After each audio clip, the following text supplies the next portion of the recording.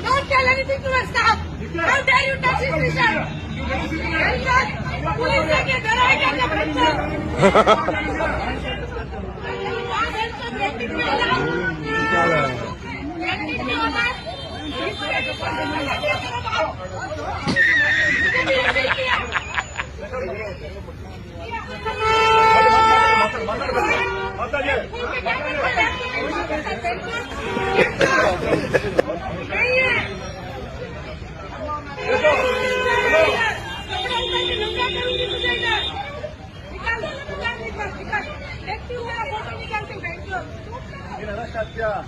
ತರ ಮಾತಾಡೋದು ತಪ್ಪ ಹೇಳ್ತೀನಿ.